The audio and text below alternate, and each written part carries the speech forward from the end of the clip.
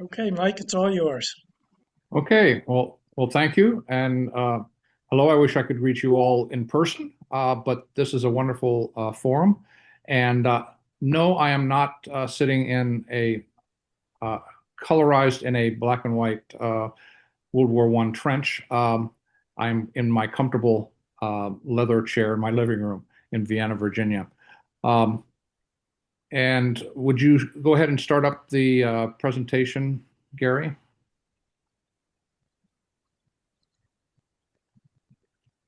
I am 72-year-old retired, semi-retired naval engineer. I'll go into that in a little bit more depth as we get into the presentation. Um, and I've had a quarter century in uniform as a naval officer, mostly surface warfare or engineering specialist, and then a second quarter century as a civilian engineer. Um, Part of that time as a contractor, working on Japanese and Israeli and American stuff, but quickly going back to the Navy as a civilian engineer.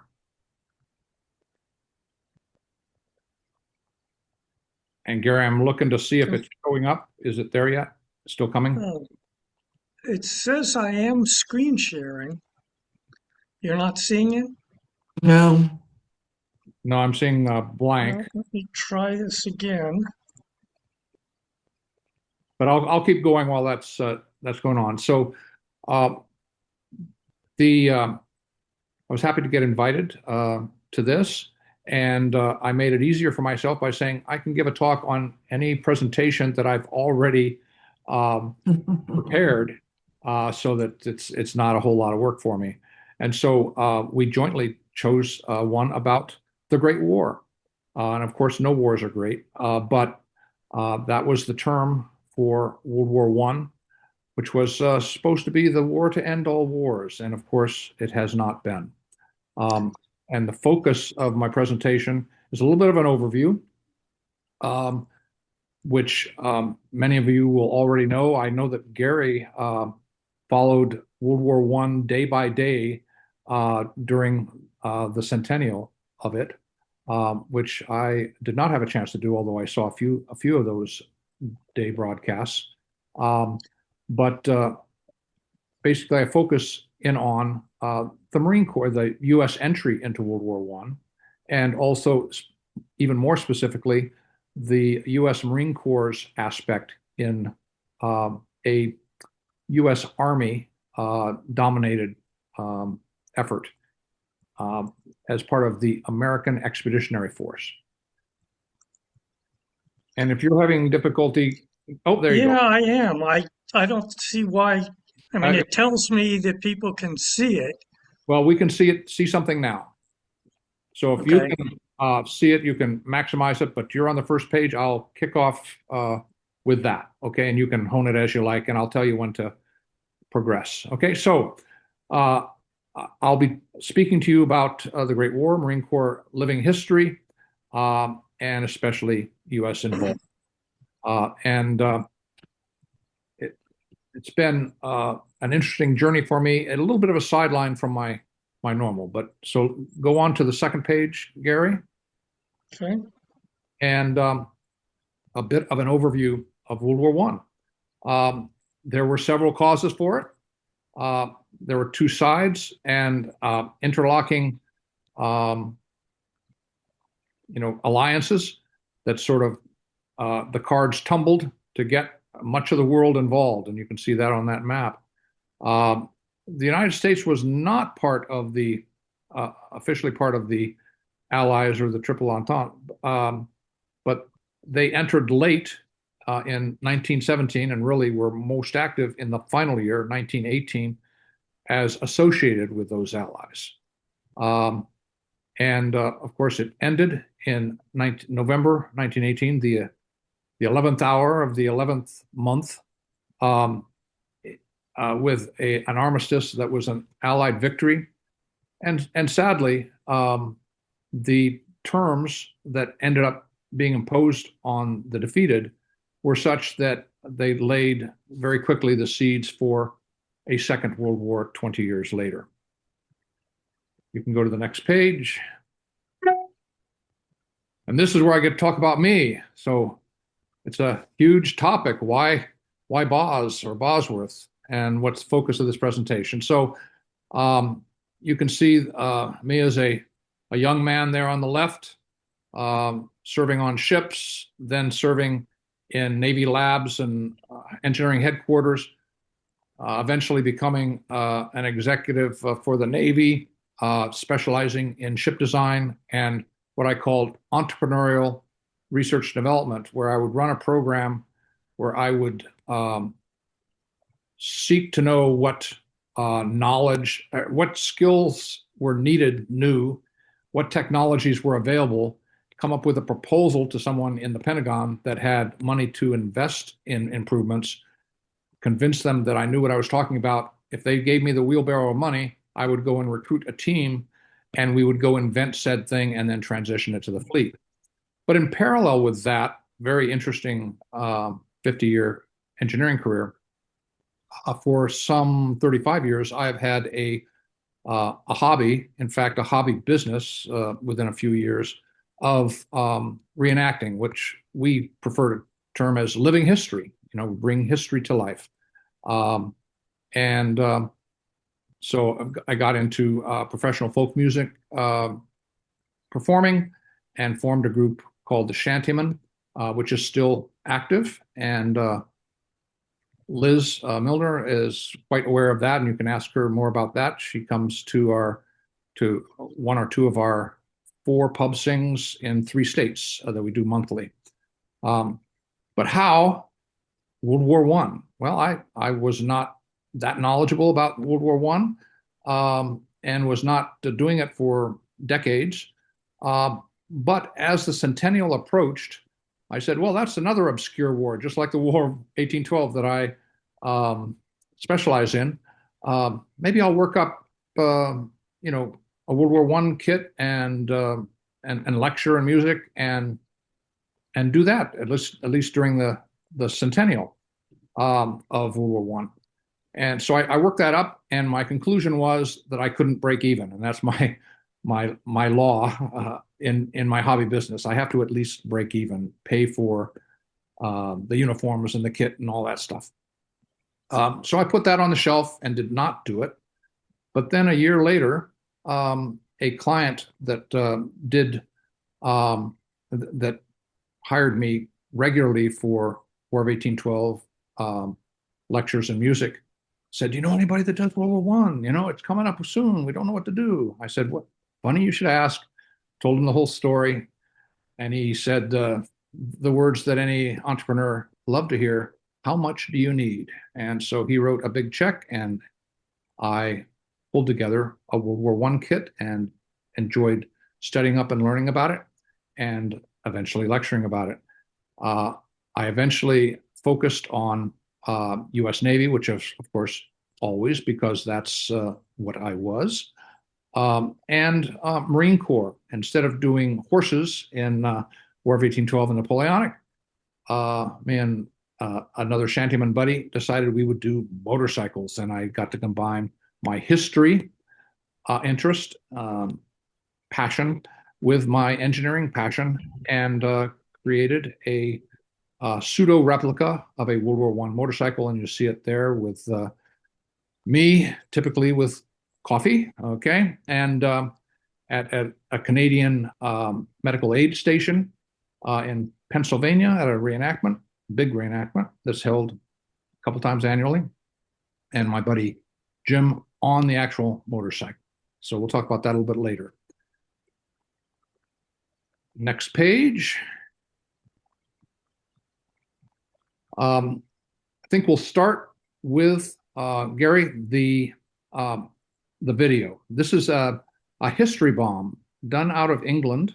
They do history. It's very interesting. They do little 5-minute summaries of big topics in a single take, and they have a much bigger budget than I do, so I get to use their stuff. And if you'll bring that up, it's in the upper right-hand corner. Yeah, I Highlight. think I need to stop sharing this.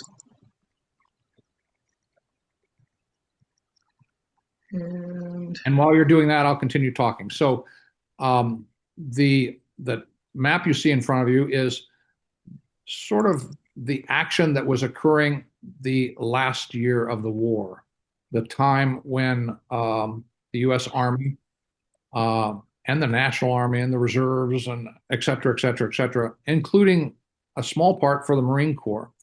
The Marine Corps is a small outfit, but an elite outfit, and so they said, "Hey, we want a part of this. We'll form our little detachments of companies that are on ships and naval stations and stuff, and we'll form battalions, and we will fall in to assist the army."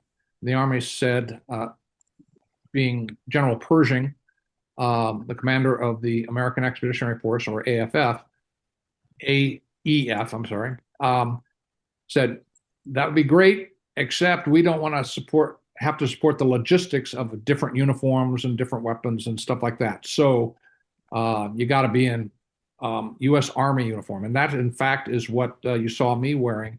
That is uh, a U.S. Army uniform, except the insignia for the Army specialty taken off from the collar, and wherever the Marine Corps could, they put their globe and anchor symbol. So you see the globe and anchor symbol on my hat. And actually, this campaign hat was not deemed suitable for the European theater, but the Marines took great pride in it. So they had the U.S. Army hat as well, but they kept the drill sergeant's cap headgear going as long as they could. And so this is what it would have looked like with a cavalryman's braid, which was totally non-reg, and aviator's goggles to be used on a motorcycle. If I was on the motorcycle, I would actually have a leather vest, which you saw. And here we so go. are you seeing the history bombs Yep, start? we are. Go for it now.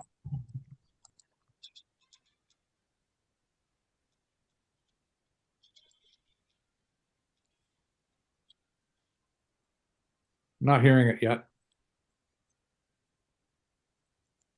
Are you not hearing the sound? I'm not. Is anybody? Not hearing it. Okay, I'll talk over until I start hearing it, okay? So it's the beginning of World War I, and of course it started with the assassination of the heir to the Austrian throne in Serbia. And this gentleman is talking about the very beginnings, and he's saying, yes, the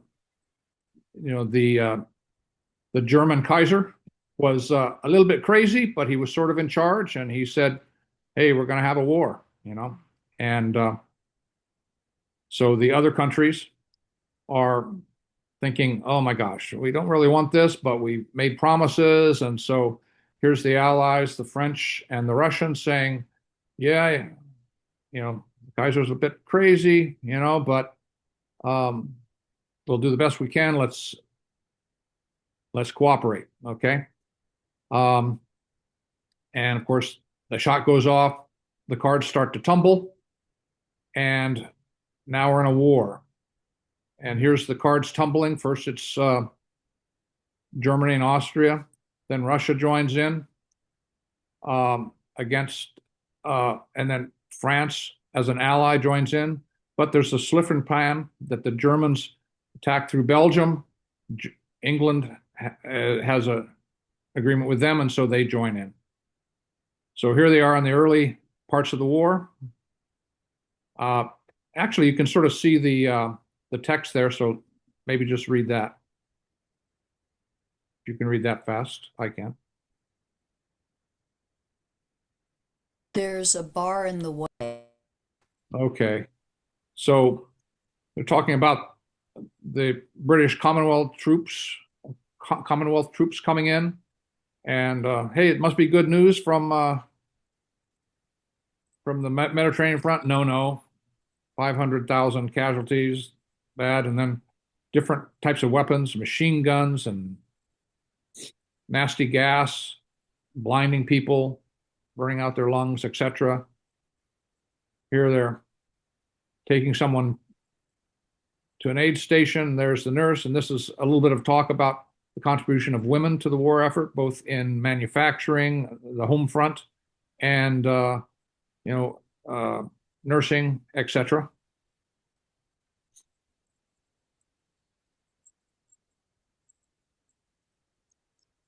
Then there's a start of some offensives, and the Allies getting a little bit of an advantage.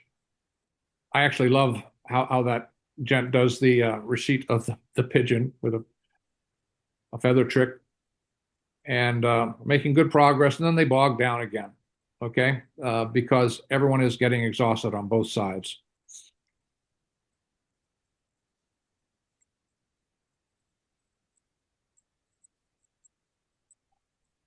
And then, of course, the Russians, who have tremendous numbers of people. Well, first of all, the Kaiser says things aren't going so well. Let's cut them off at the sea, you know, their supplies. So we'll start torpedoing ships. And oh, yes, we'll also torpedo and hit American ships, which brings America into war, but it takes a whole year for them to gear up. In the midst of that gearing up and transferring a lot of folks, the Russian Revolution, there's Vladimir Lenin saying, hey, we're out of this war, kicks out the Tsar and shakes hand with the Kaiser saying, let's just ignore each other. But now the Americans are starting to come, and you get to see British actors giving their American impression. Looking pretty bad here, he's saying, but we're here now. We'll light up the skies like the 4th of July. And all those fresh troops had to be trained. They were trained a lot by British and French in their tactics. I'm listening to there. And now they start to figure out how to do advancing with assault guns and the new tanks and things like that. And so they do push the Germans back. They capitulate, but at what cost? An entire generation gone, lest we forget. Okay, back to the presentation. And thanks, Gary, for handling all that. You're doing it better than I would have. So the history bomb is a fun, quick summary with some, some good acting and stuff. And the historians that summarize that know this, but the causes were multiple. Lusitania, unrestricted submarine warfare, U.S. sympathies for UK and France, Zimmerman telegram to Mexico, which was Germany saying, "Hey, we'll give you Texas and Arizona if you'll make trouble on the border of the U.S." and resumed unrestricted warfare. And there was also diplomacy, the rise of Germany, totalitarian states versus democratic states, intertwined treaties.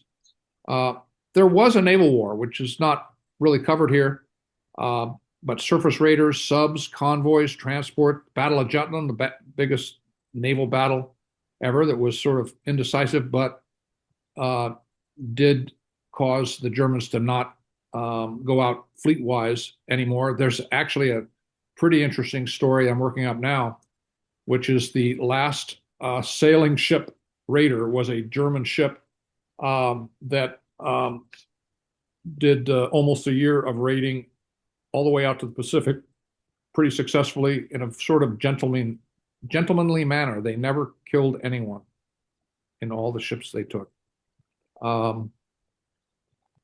So go on to the next page.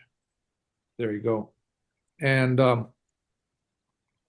there was considerable new technology that people were dealing with, and a considerable development of medical technology in trying to deal with some of these things, and things like oh, cancer cures and things like a lot of. I'm a volunteer emergency medical technician, and a lot of the things that we do are direct derivatives of innovations in medicine that were done during World War One. So go ahead to the next page.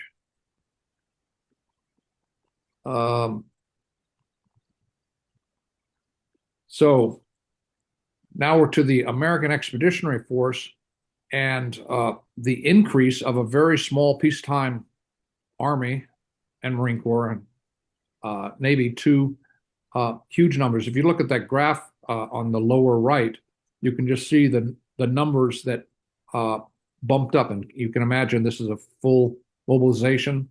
A lot of the forts and military installations that are in Southern Virginia were recruiting and training commands for the Army during the last half of World War One.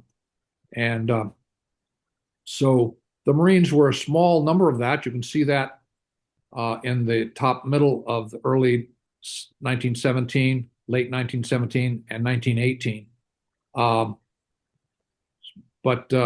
So we went from 0 divisions in Europe to 42 American divisions in Europe in the course of basically a year and a half.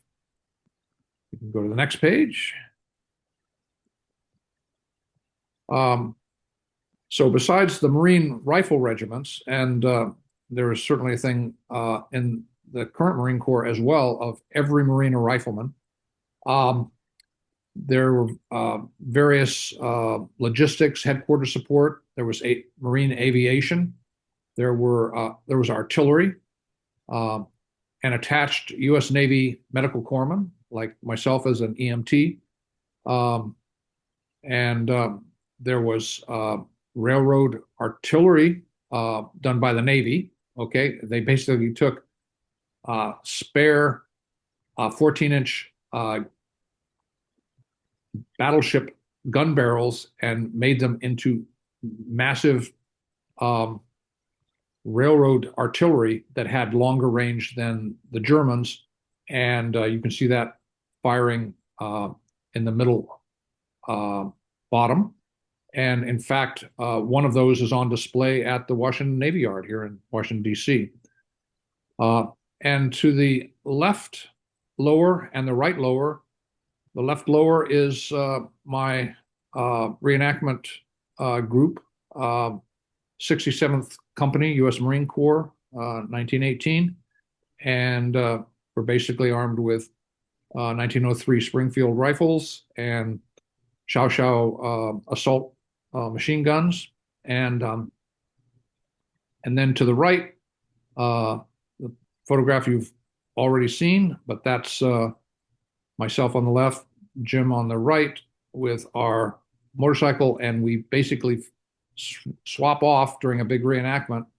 I'll take the morning as the motorcycle guy, and he'll be a rifleman. And then at lunch, we meet and we swap off and do the opposite role. So it's a lot of fun. And it is done, these two big reenactments are done at a actual trench system that's been created in Newville, Pennsylvania. And it's opposing trench systems. And what you saw in my background, we have, probably a half mile opposing trench systems with the middle ground between them with barbed wire and pretend shell holes and the whole bit. Next page. I'm following along here myself with a larger thing.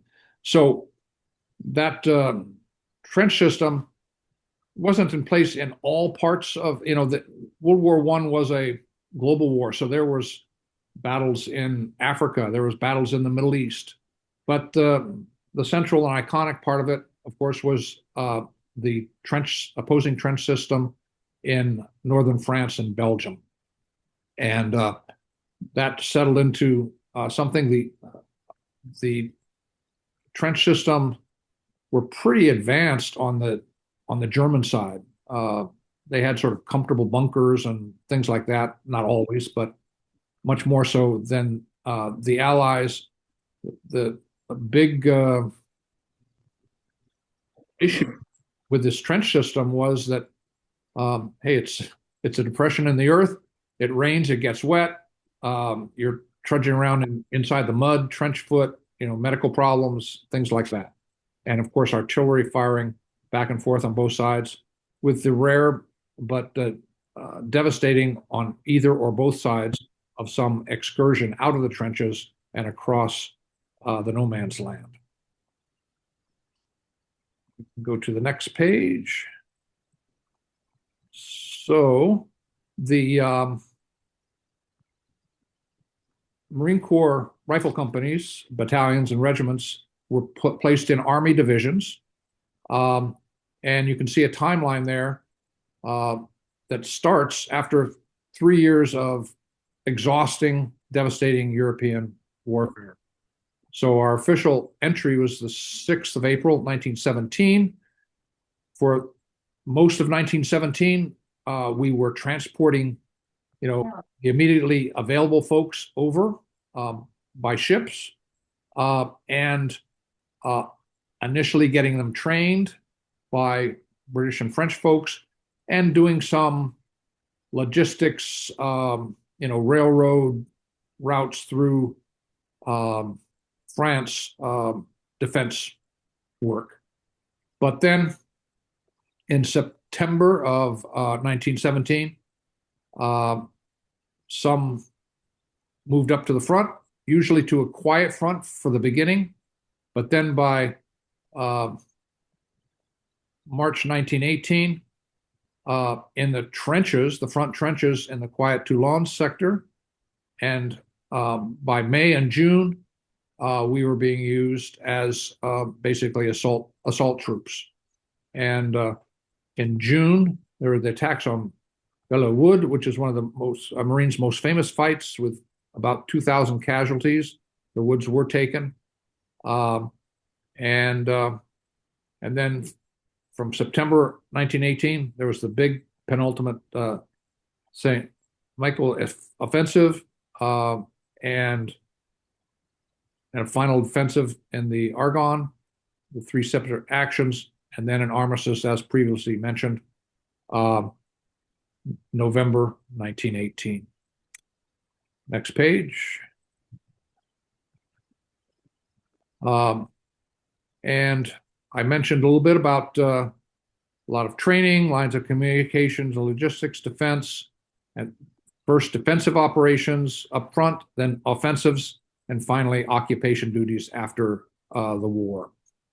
And those are pictures of the actually airsoft copies of the 1903 Springfield rifle, which was not the most used American rifle. There was a 1917 rifle that the Army used predominantly, but the Marines used the older and, in my opinion, better 1903 Springfield. I have an original, and I have an airsoft replica that I am very gradually converting to a sniper configuration. Another project that is always on the back burner. We can try the next page. So there were, go ahead to the next page, which is Navy medical officers and medical corpsmen were with the Marines, dressed like Marines. And in fact, since I'm an EMT, I have pulled together a kit and basically swap insignia, swap belts, and I have some, though not all, of replica medical equipment that I can talk about that to a more medical audience. what a nasty war. Okay, I've studied many a war, and they're all nasty in their own way, but World War I is one of the nastiest. But it has if you get to the next page, the benefit to my mind of that motorcycles were a new technology then and heavily used. This was a time when motorcycles were competing with automobiles of which was going to be the dominant transportation force on the roads. There were, now there's only 3 or 4 main motorcycle companies. Back then, there were dozens and dozens of American motorcycle companies. They were all experimenting.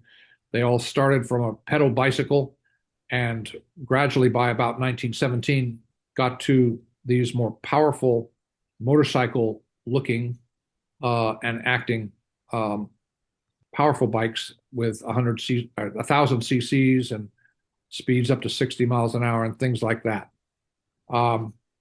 So I wanted to recreate that. It turns out I looked at antique motorcycles of this sort. There's an Indian and a Harley that were used a lot as their frontline motorcycles in combat.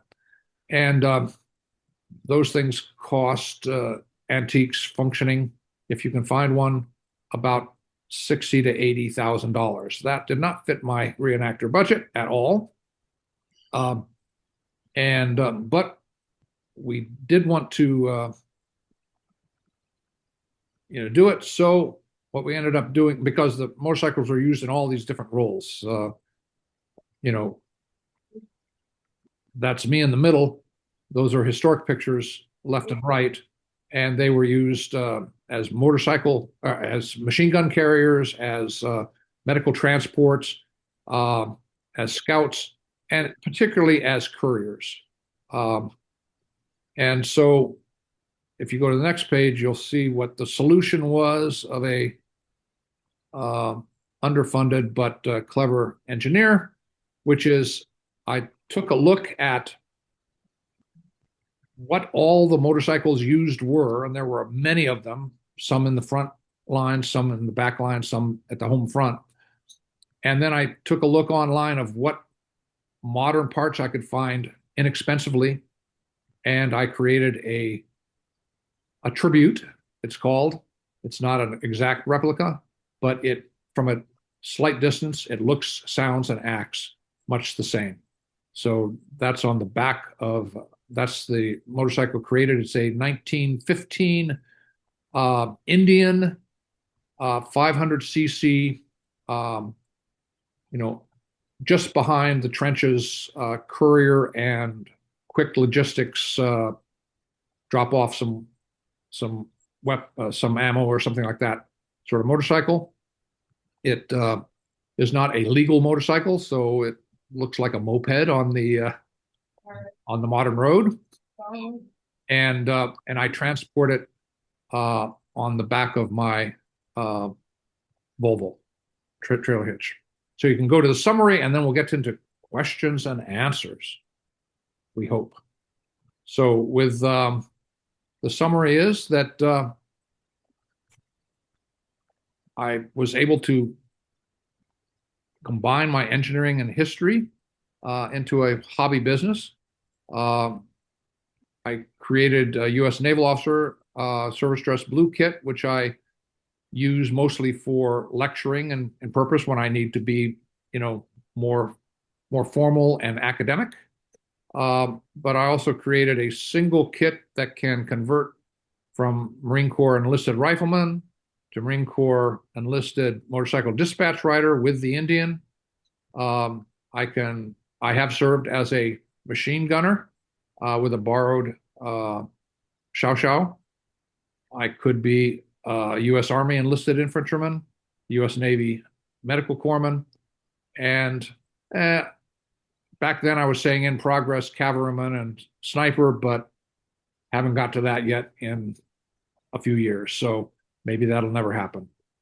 I do lectures and music, research and displays, reenactments and ceremonies.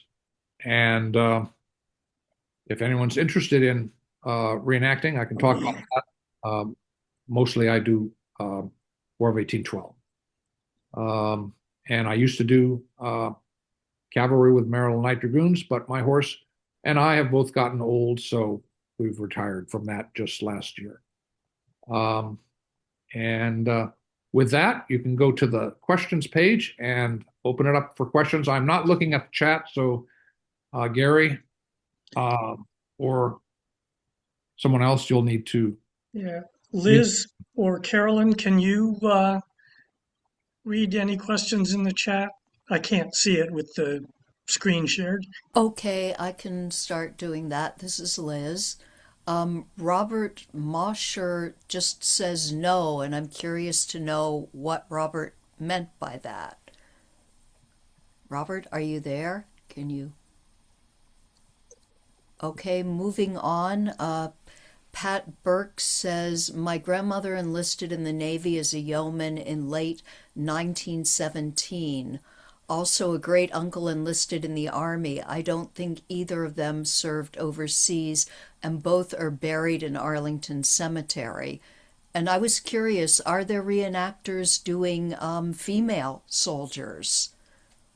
Yes, indeed. Well, not so.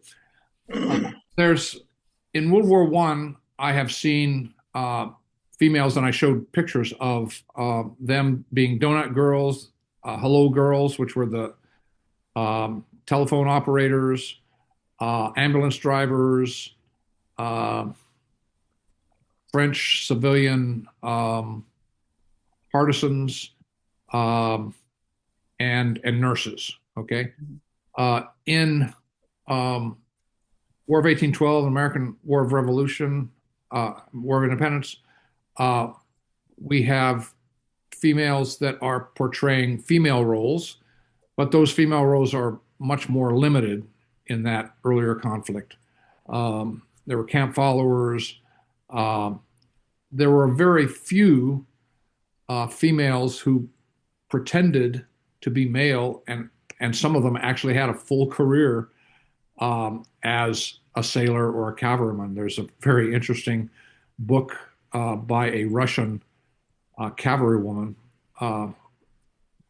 describing how she what her career was during the Napoleonic Wars and how she kept her gender hidden uh, to the powers that be. Um, she was sort of the forever young and junior officer. She would transfer from unit to unit so as not to show that she wasn't aging like the rest. Um, and So we do have some reenactors. In fact, the leader of our War of 1812 reenactment is a female who portrays a male, not a female who is a female in the period pretending to be a. So she's very, very, very good at it and is the forever younger, um, lieutenant. Um, and so, yes, there are, it depends on the unit whether they allow that or not. For years, my naval unit did not have that aspect, but we moved into it maybe 10 years ago.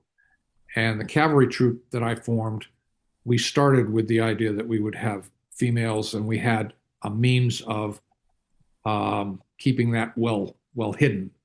If they could portray a male extremely well, and there were one or two that could,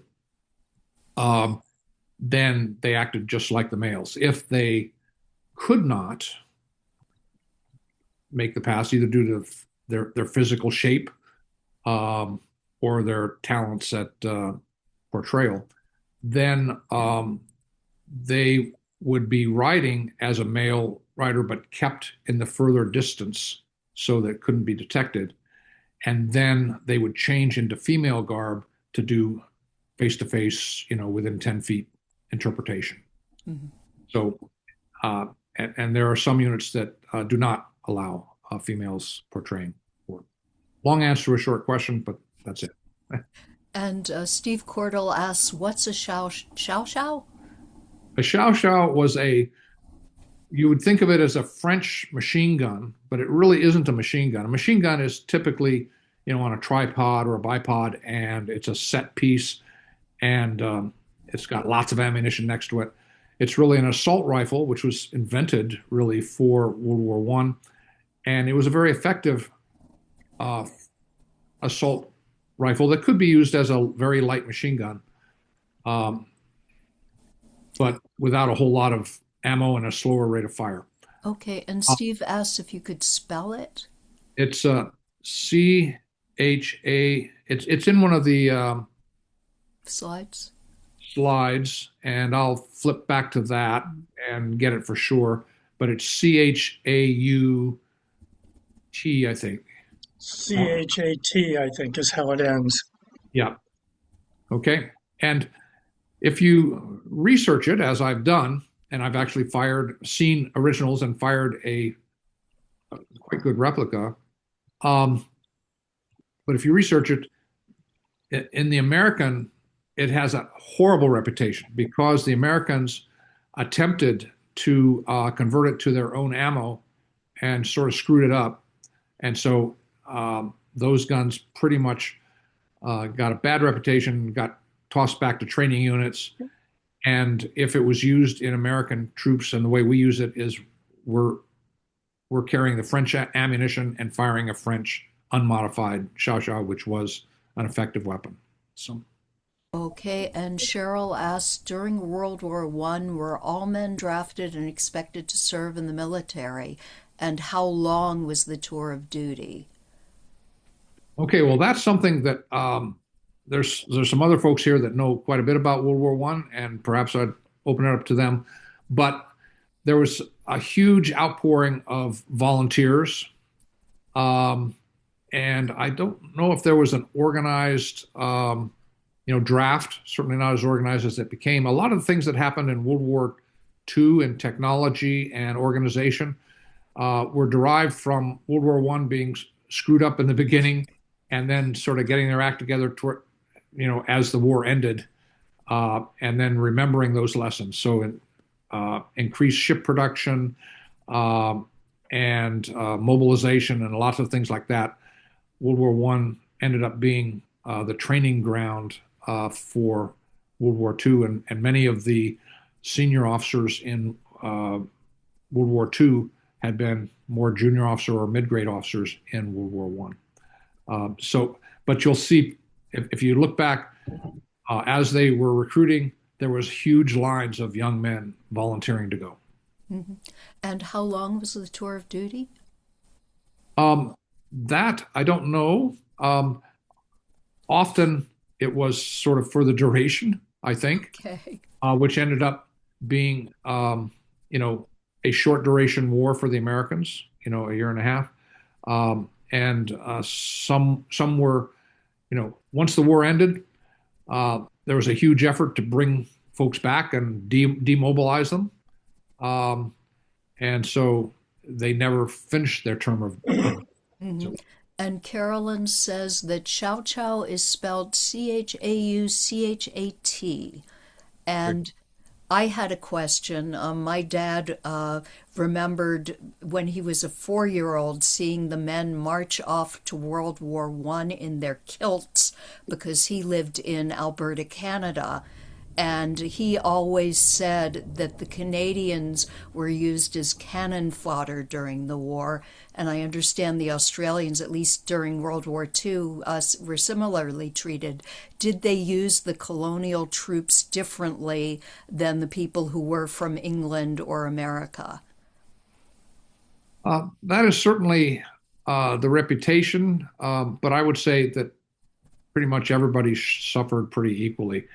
Perhaps as new troops arrived, they were thrown into the battle a little bit more recklessly than the ones that had been there for 1, 2, or 3 years that were sort of more burned out. So, Okay, and Carolyn says, is the picture on your questions page of the battlefield in Pennsylvania? And she notes that the holes from the bombs are very impressive. Yes, that is the World War One battlefield of the Great War Association, which is a group of a dozen or two reenactment units. Most reenactment units are not really large. You know, you saw the one that I'm part of for 67th Company is one of the smaller ones, only about what 7 or 8 people showing there, maybe 12 members total. Um, Most are 20, 25 people being able to show maybe 12 or 16. But there are a few units that are larger. They get up to actual almost company size, which is a company is about 100 men.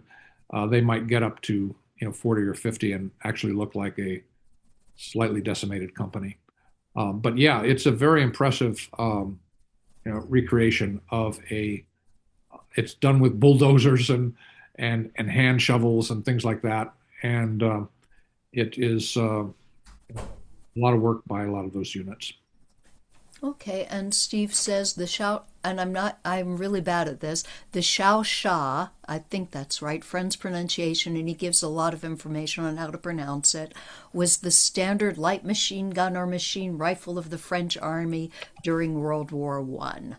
Yes. And, okay, so, and are there more questions? Yeah, I had one. Mike, can you talk about the evolution of battlefield medicine? You know, what was it like at the end of the war compared to how it was at the very beginning? So there were some medical advances. One that was particularly useful is if you are hit in the upper thigh, there's a major artery that will kill you, bleed you out very quickly. And so even now in my Fairfax County ambulance, I'm actually retired from Fairfax County ambulance work now, but in a Fairfax County ambulance, there will be a traction device that stretches that out and allows you to treat the wound and not bleed out. And that was developed during World War One. There were also various drugs and blood transfusions and things of that sort. Um, but the main development was to have a system that was a layered system for treating it. Someone gets wounded out in the uh, no man's land. Well, a buddy or two drags him back, and then there's a medic or two that do some very early treatment and take him back to a front aid station. They do a little bit more, and then they take him back to a proper aid station. And that aid station then, for folks that need the bigger help, load them on a train and it takes them to a hospital that treats them properly. So it's that whole layered system, whereas before it was very ad hoc. During the Napoleonic Wars, perhaps the French had the best system. They had some ambulances and stuff like that, but it was sort of a one-layer system. But it certainly developed in World War One into a multi-layered, efficient transport with quick, early, simple treatment, and then better follow-up treatment once you got them away from the battlefield. Okay, and Carolyn has an interesting observation. She says some of the early chemotherapies are derivatives of the toxic gases used in World War One, specifically mustard gas. Yes. And oh, there was a book that came out a few years ago about the guy who invented mustard gas.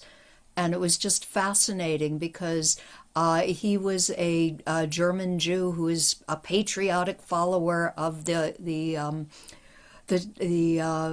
God, of Wilhelm. And when World War II came along, he volunteered his services to the government, and they said, "Hey, you're Jewish." And it ended up with many of his relatives got gassed using the mustard gas that he invented.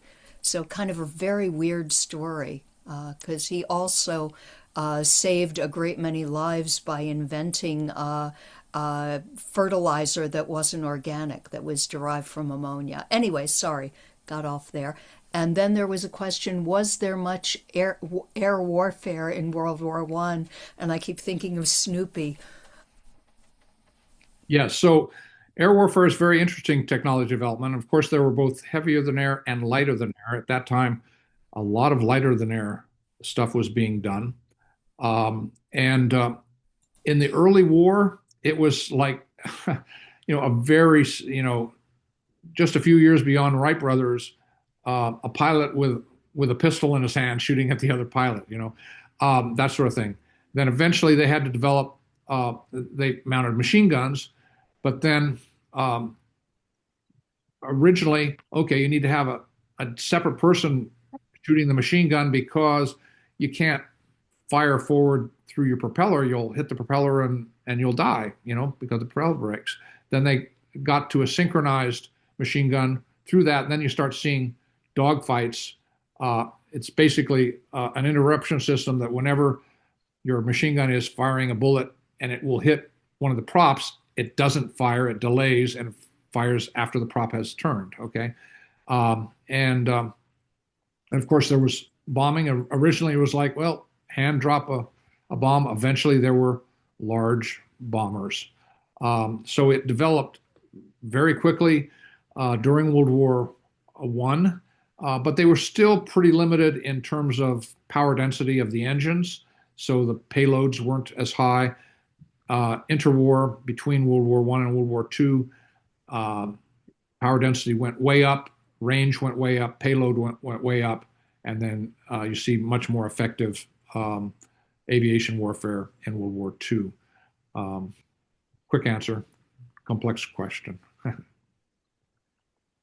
Okay, and then I found my citation.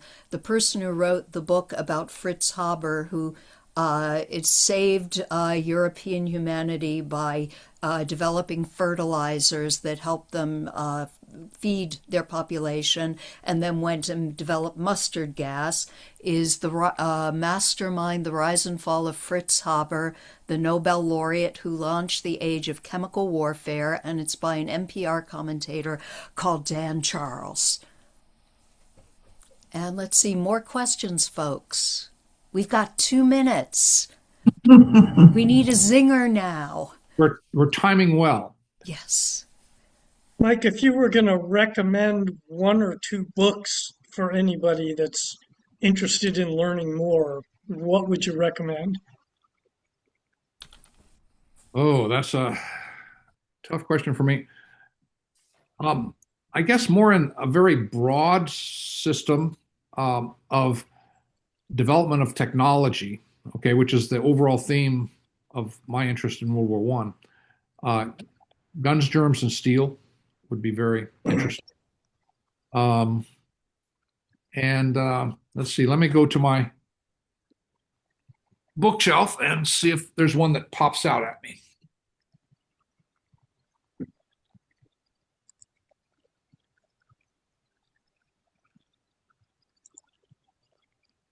Well, there's one for this particular discussion, one called Yanks, The Epic Story of the American Army in World War One by John S.D. Eisenhower.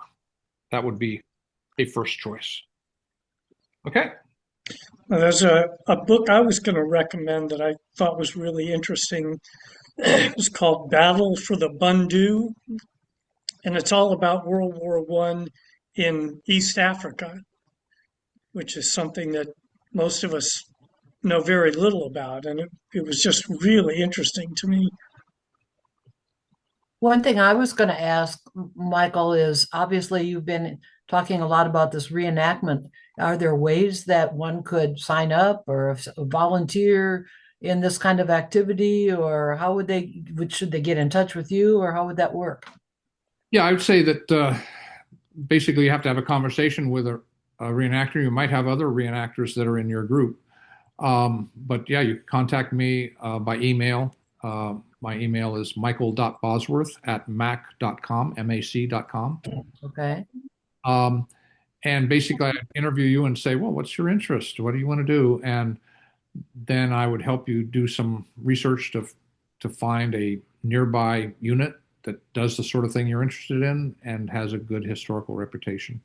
Um, and reenactment units are always looking for volunteers. And it's not, most of them are not that expensive. Some are very expensive. For instance, if you want to be a cavalry reenactor, that's pretty expensive because you need to have a horse and a fancy dancy uniform. Okay.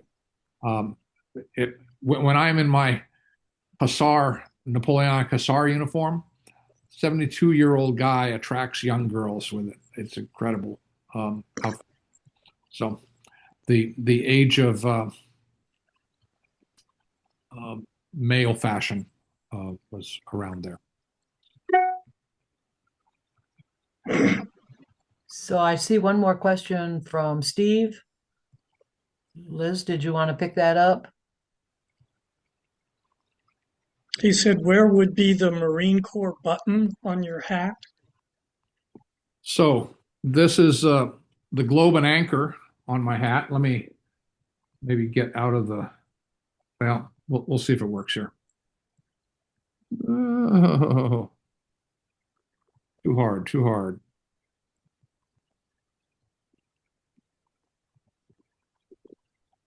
I'll tell you what, I'll get out of the background and then I'll show it to you. But it's a globe and anchor. It's a wonderful symbol, and it's also, well, I guess I have to show you my other hats. But let me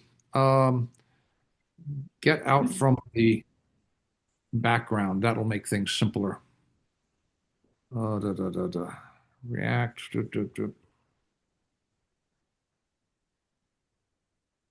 Zoom is a many-splendored thing. Yep, I'm not finding it quickly. I did it before. Well, if you click on the arrow next to video, we've got choose background. Okay, that's it. Okay. So I will choose my background to not have one.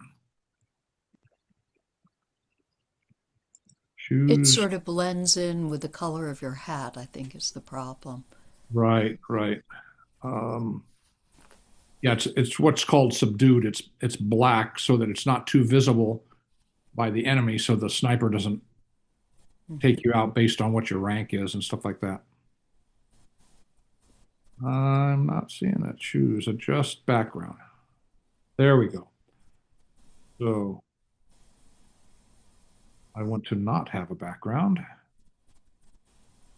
It's way at the top. Way at the top. It's not that they don't label it very well. Let me look at mine and see. Okay. If it where it says none, it's the first option on virtual backgrounds in mine. Okay. There we go. Let's see what I can. None. There I see it. Okay, there we go. There we Okay. go. Okay, now we can do it. So if you can see it there, get a little bit of highlight. Yep. Okay. And It's darn, one I of my was favorite hoping. military symbols, actually. I mentioned before the talk started that my middle son is a Marine Corps officer serving now in California. And I have worked with Marines a lot through my various careers. Roomed with one for 3 years on an aircraft carrier. So Okay, well, I think it's 11:04, so we accomplished the purpose that Liz wanted in terms of going all the way through 11 o'clock and beyond. So Michael, thank you so much. This was very enlightening. And okay, I'll show you other we see the, caps of World War One. That's the naval officer cap.